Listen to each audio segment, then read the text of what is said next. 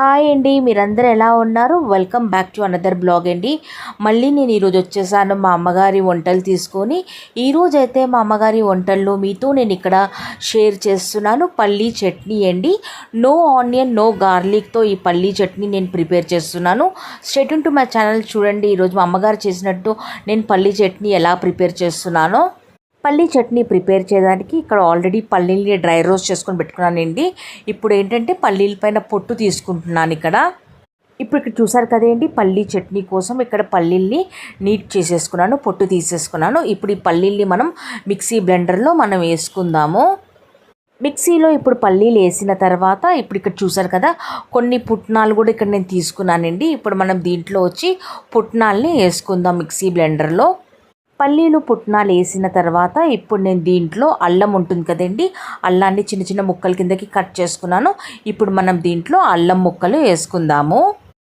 అల్లం ముక్క వేసిన తర్వాత ఇప్పుడు ఇక్కడ చూసారు కదా, చింతపండు ఉంది కదండి, కొద్దిగా చింతపండుని నేను ఇక్కడ వేసాను.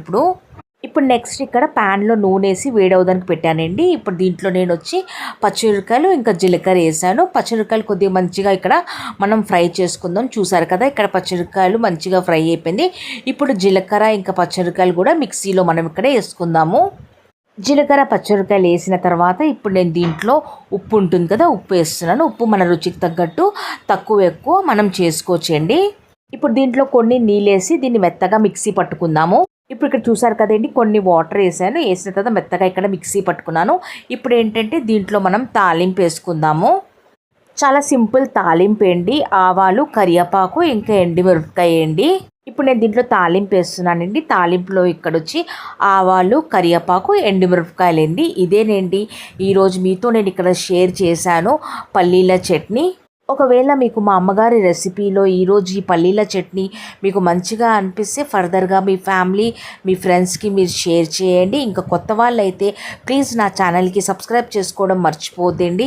Please do like, share and subscribe to my YouTube channel.